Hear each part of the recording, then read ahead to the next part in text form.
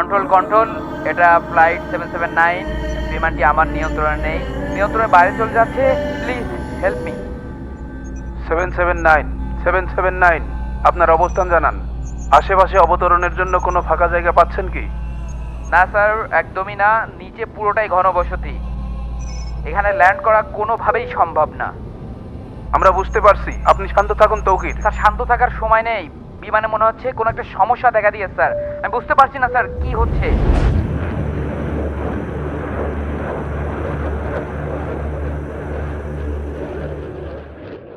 আরে ভাই, দেখেন দেখেন, ওই আকাশে বিমানটা কীরকম তামাশা করছে, সাপের মতো কীরকম যেন এঁকে বেঁকে চলে যাচ্ছে। আরে পাইলট মনে হচ্ছে নেশা করে বিমান চালাচ্ছে। এরাম করে কেউ বিমান চালায়?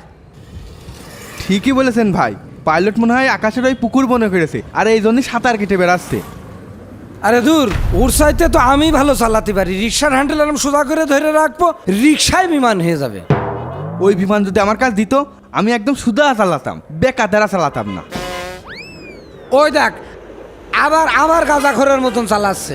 ও মারবে নে, ও মারবে নে, মরবে নে। ভাই চলেন ওই মাইল স্টোনের দিকে যেয়ে দেখি। তে চল, এই গাড়ি তোট। উঠেছিস, দিলাম টান। Okay, class. Today we're going to learn about Tauqir, আপনি ইজেক্ট করুন। স্যার নিচে অনেকগুলো স্কুল দেখছি স্যার। স্যার এখানে কোনোভাবেই এক্সিট করা সম্ভব না স্যার। স্যার স্যার আমি সর্বোচ্চ চেষ্টা করছি স্যার। স্যার স্যার বিমানের পিছনের পাখায় মনে হচ্ছে স্যার আগুন ধরে গেছে স্যার। স্যার আমি এখন কি করবো?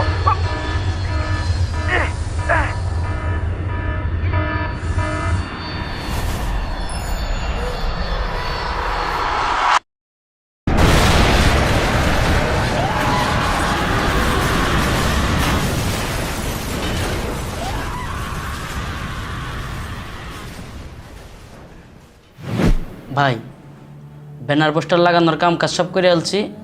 আপনি সিগন্যাল দিলেই সব ক্লিয়ার করে দিমু। খুব ভালো। তবে বিরোধী দলকে চাপে রাখার জন্য যা যা করা দরকার সব কিছু ঠিকঠাক ব্যবস্থা করেছিস তো? জি ভাই। আর শোন, কোনোভাবেই যেন আমাদের দুর্বলতাকে প্রকাশ না পায়। স্যার স্যার একটা খুবই খারাপ সংবাদ আছে। কি হয়েছে? তুমি দেখছো না আমি জরুরি বিষয়ে মিটিং করছি, আর তুমি অনুমতি না নিয়ে ভিতরে ঢুকলে কেন? সরি স্যার, কিন্তু খবরটা আসলে খুব ইমার্জেন্সি ছিল। মাইলস্টোন কলেজের উপরে একটা বিমান ক্র্যাশ করেছে। তো বিমান বিধ্বস্ত হয়েছে, ফায়ার সার্ভিস আছে, সেনাবাহিনী আছে, প্রশাসন আছে, এখানে আমি যে কি করব? ভাই, আপনারই তো অনমূল কাজ। মানে কি বলতে চাচ্ছিস তুই? একটু ক্লিয়ার করে বল। ভাই, সামনে নির্বাচন, এটা ভুলে গেলে চলবো? অহন যদি আপনি এই ভয়াবহ বিপদের সময় জনগণের পাশে গিয়ে না দাঁড়ান, তাইলে জনগণ কি ভাববো? যা ভাবে ভাবুক, আমার কাজ তো আর বিমান উদ্ধার করে না। ভাই, আপনি সেইটা কোনো কথা কইলেন? এত বড় বিপদের সময় আপনি যদি তাকে পাশে গিয়ে না দাঁড়ান, তাইলে আমগো দলের কর্মীরা কি ভাববো? তারা তো হতাশ হয়ে যাইব। তারা ভাববো আপনি শুধু ভোটের লাগিয়া তাকে খোঁজ খবর নেন।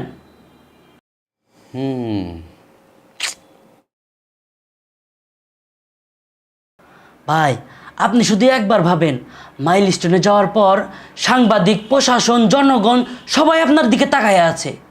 আপনি আহত ছাত্রছাত্রীকেও মাথায় হাত বোলাইয়া দিতেছেন, তাকে চিকিৎসার ভার নিতে চাইতেছেন। আপনি বুঝতেছেন, যখন এই নিউজ ভাইরাল হইব, তখন আপনি নির্বাচনে কত আগায়া থাকবেন। তো আমরা যদি না যাই তাহলে তো সমস্যা হয়ে যাবে। তাহলে বিরোধী দলের কেউ এই সুযোগটাকে নিয়ে তারা বিরাট একটা ইস্যু বানায় ফেলবো, আর জনগণের সামনে প্রকাশ করব আমরা জনগণের বিপদের বন্ধু না।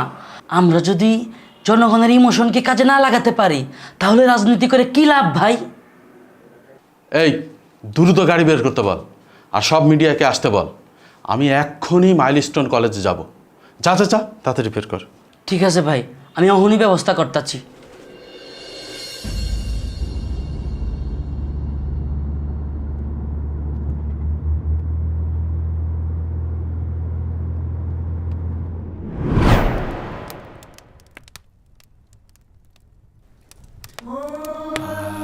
সর্বনাশে কি হয়েছে? আয় আল্লাহ! এই দেখি ভাই, শোন, শোন।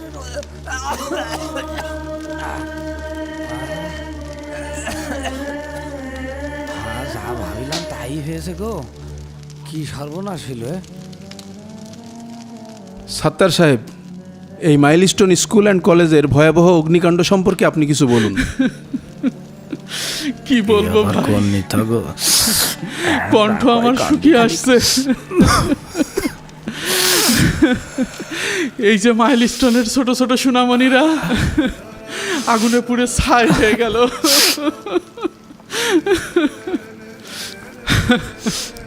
আমারও একটা ছোট মেয়ে আছে, ভাবতেই বারবার চোখের সামনে ভাসছে ওর ছবি।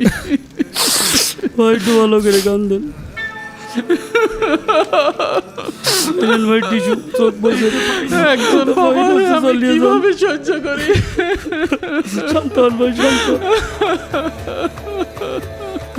ভালো আছে।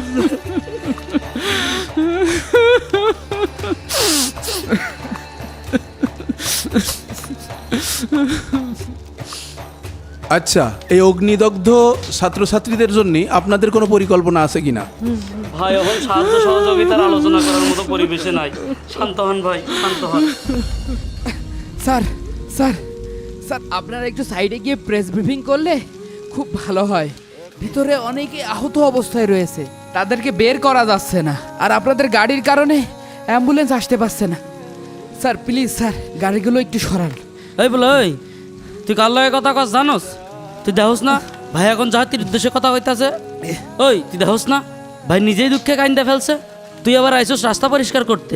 কিন্তু স্যার, ভিতরে অনেক মানুষ আগুনে পুড়ে ছটফট করছে, এখন প্রতিটা সেকেন্ডই খুবই মূল্যবান। Please sir.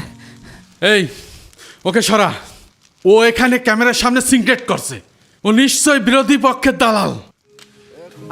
আমি বিরোধী দলের লোক হতে যাব কেন? আমি তো এই স্কুলের শিক্ষক।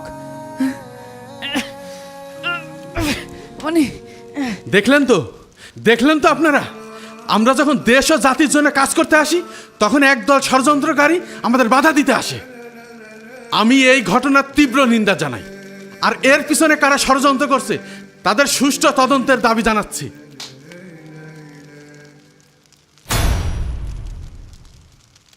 দেখেছেন ভাই দেশের কি অবস্থা? কোনো কিছু হওয়ার আগে সব শকুনির মতন ঝাঁপায় পড়ছে। আর বললেন না ভাই, শুনলাম ভিতরে নাকি 3 জন মারাই গেছে। ভাবা যায় কত মানুষ পুড়ে মরছে। মানুষের জীবনের কোনো দাম নেই ভাই।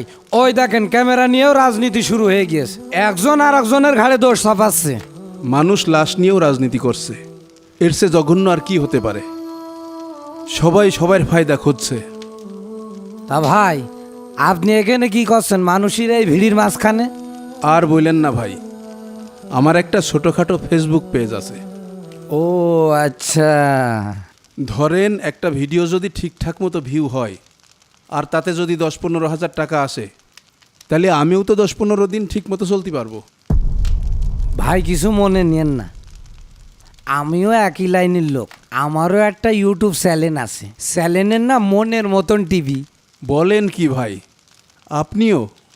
এটাই দুনিয়া ভাই, মুখে আমরা নীতি কথা বলি, কিন্তু পেটের দায় আমরা সবাই এক।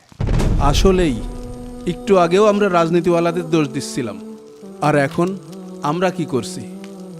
আরে ছাড়েন তো ভাই ওই সব। ওই বিমানের শটটা ভালো করে নেন, এটা হেভি ভিউ হতে পারে।